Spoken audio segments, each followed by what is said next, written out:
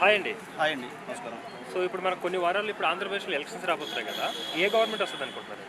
ఖచ్చితంగా జనసేన టీడీపీ పొత్తులో భాగంగా రేపు జనసేన టీడీపీ ప్రభుత్వాన్ని స్థాపించిందని మేము ఈ సందర్భంగా తెలియజేస్తాము.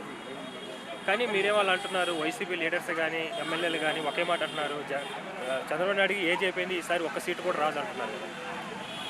చంద్రబాబు నాయుడుకి ఏజ్ అయిపోయిందని చెప్పేసి వైఎస్ఆర్సీపీ నాయకులు అంటున్నారు, లీడర్స్ అంటున్నారు, ముఖ్యమంత్రి గారు అంటున్నారు అనేది మీరు అంటున్నారు. ఓకే, వాస్తవమే. చంద్రబాబు నాయుడు గారు వారు ప్రభుత్వం స్థాపించినప్పుడు చంద్రబాబు నాయుడు గారు వారి యొక్క పనితీరు ఏందనేది తెలుగు రెండు రాష్ట్రాలు ఉన్నటువంటి ప్రజానీకానికి తెలుసు. ఈరోజు హైదరాబాదు ఇంత డెవలప్మెంట్ కావటం కారణం ప్రజానీకానికి తెలుసు.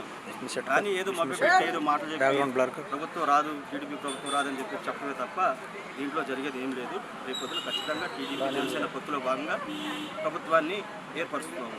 కానీ ఇప్పుడు జగన్ గారు వాళ్ళ ఎమ్మెల్యేలు కూడా సింహం సింగిల్గా వస్తుంది అంటున్నారు కదా, దాని గురించి మీ రియాక్షన్? ఇప్పుడు ఆ రోజు ఉన్నటువంటి ఒక సానుభూతి పరంగా ఒక ఇంటిలో ఒక పెద్ద ఆయన కోల్పోతే ఏ విధంగా ఉంటుంది అని చెప్పేసి ఈ రాష్ట్ర ప్రజలు అనుకున్నారు. అదేవిధంగా సానుభూతి పరంగా ఆ రోజు ఓట్లు వేసి మిమ్మల్ని గెలిపించారు. అంతే తప్ప సానుభూతి పరంగా మీరు గెలిచారు తప్ప ఈ ప్రజల ఓటింగ్ వల్ల మీరు గెలవదని ఈ సందర్భంగా నేను తెలియజేస్తాను. అలాగే ఇప్పుడు మీరు జగన్ పరిపాలన చూశారు, ఇంతకుముందు మన చంద్రబాబు నాయుడు పరిపాలన కూడా చూశారు కదా, ఇద్దరి మధ్య అసలు తేడా ఏంటంటారు? ఇద్దరి మధ్య తేడా ఏంటి అంటే, చంద్రబాబు నాయుడు గారు ఒక దీర్ఘకాల రాజకీయ నాయకుడు, అనుభవశాలి.